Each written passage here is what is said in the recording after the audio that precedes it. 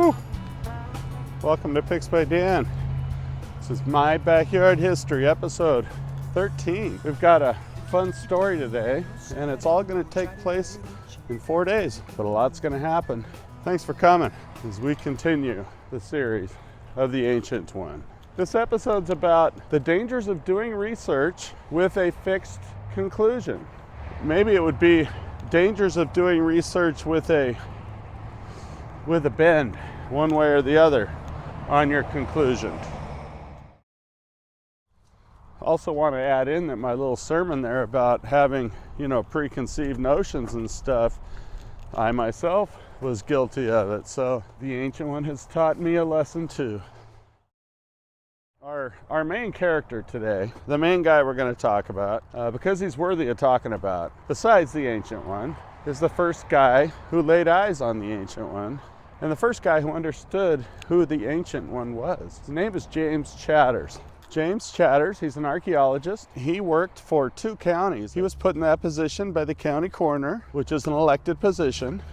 Doesn't make a difference in this case, I don't think. One of the jobs he did, one of the main jobs he did, was identifying crime scenes. If there was a crime scene, James Chatters would be one of the first ones on the scene.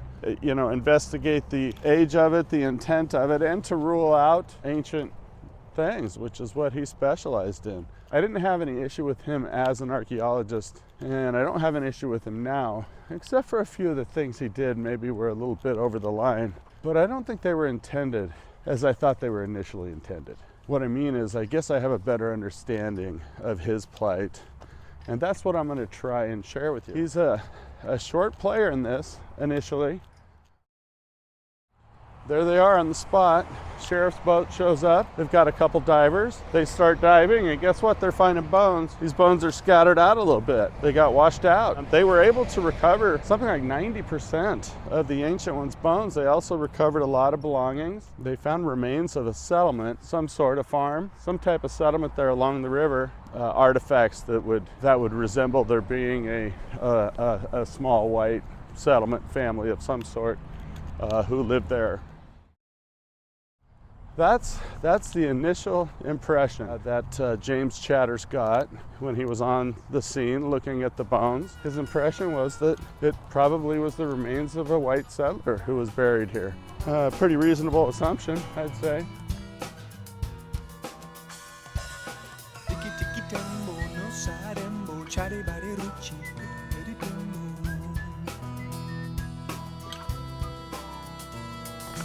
I like to leave them when I'm living at home, but I got the credit card of people who won't leave me alone. The voices, this is not a sales call. On the next day, of course, the press wanted to know about this settler who was here. Probably at that point, James Chatters knew it wasn't a white settler. There were a couple things that gave it away. One of which was the spear point in his hip was pert near a Clovis tip, called a Columbia point.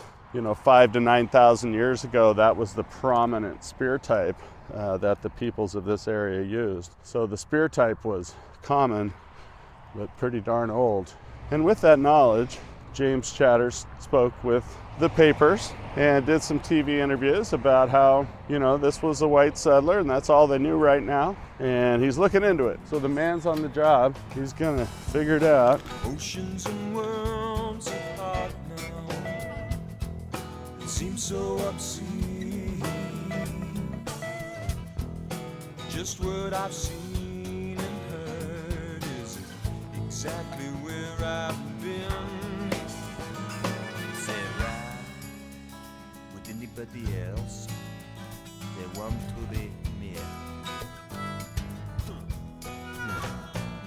Why be anybody else? Can't help but picture James Chatters alone that first night in his basement with the Ancient One. For an archaeologist, this is the find, the lucky find, the rare find of a lifetime for an archaeologist. There just aren't specimens that come around like this, and this thing landed right in his lap.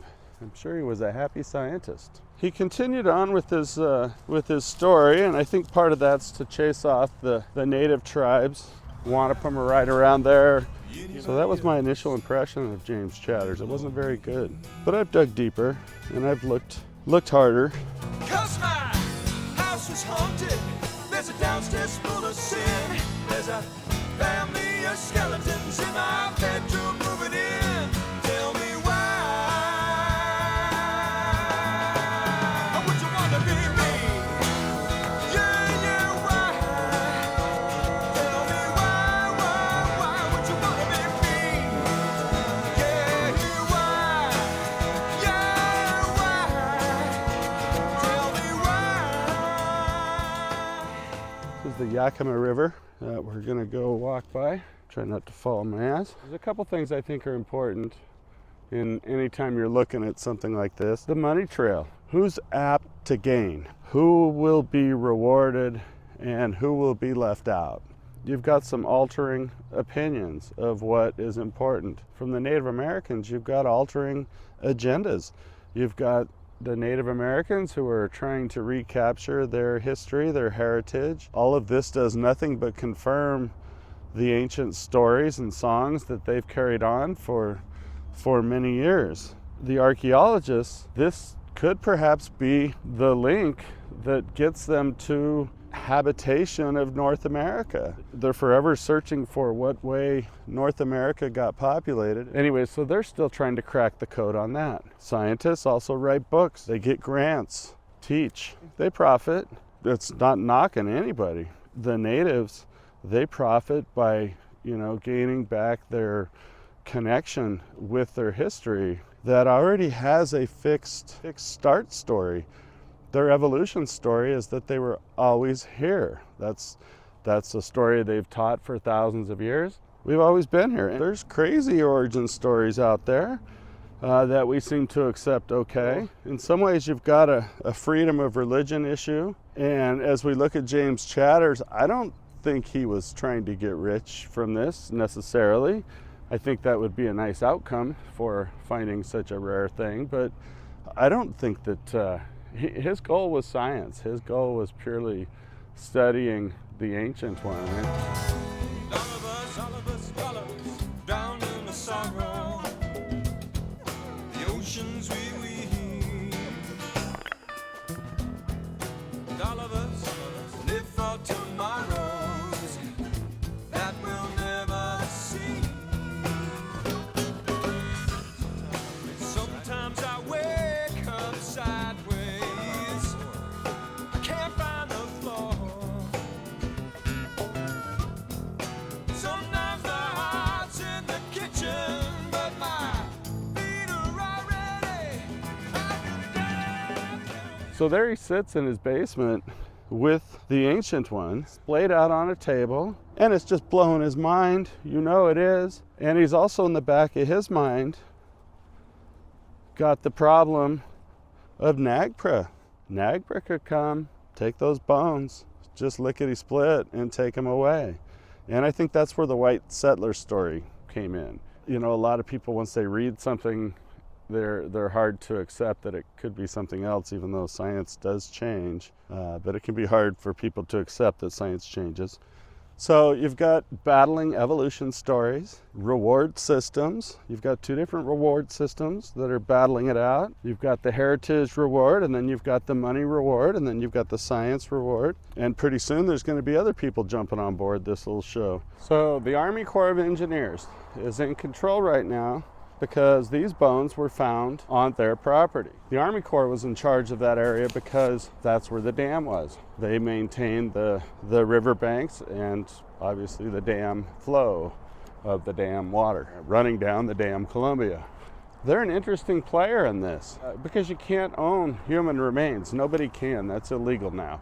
But you do have certain rights, particularly if it's found on your property. All these NAGPRA laws, which we're going to talk about here in a minute, to help repatriation, I didn't know that one in the last episode, I've learned, of grave sites by the Native Americans. James Chatters had seen lots of native grave sites. This one was a little different to him. He wasn't sure this one belonged to them. So his thinking is, this doesn't affect the native tribes because in his mind, there was no connection. You couldn't take somebody from back then who would recognize a Native American now, 8,000 years later.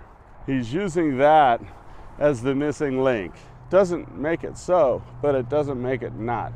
So that was his fixed conclusion. So I think the problem with NAGPRA, it did solve some issues where native peoples could repatriate their belongings of their ancestors, but it also created a problem for the native tribes. In order to repatriate, trying to learn to use it in a sentence, these items, something similar. They had to have something that could prove a cultural connection. Something that, hey, this is like this that we used for this, you know, or this is so-and-so that we think is this person and that person. They were required to come up with a connection. Now, this turned some of these Native American tribes into a bunch of museum curators. They had to collect all this stuff, catalog it, educate their people through archaeology so that they were following the same steps that the museums followed, because that's the only way they were going to get their shit back. So they did that. They opened museums, opened warehouses, trained their people. They started putting it into effect, and they started reclaiming things that were rightfully theirs. Back to the profit motive. There is none for the natives. There isn't an upside. They're not going to sell those bones. They're not going to write books about those bones. They're just going to do what their beliefs tell them to do. Yet at the same time, you got mankind that's moving forward with history, man. We want to know stuff. I want to know stuff. Don't you want to know stuff? Heck yeah. Love that.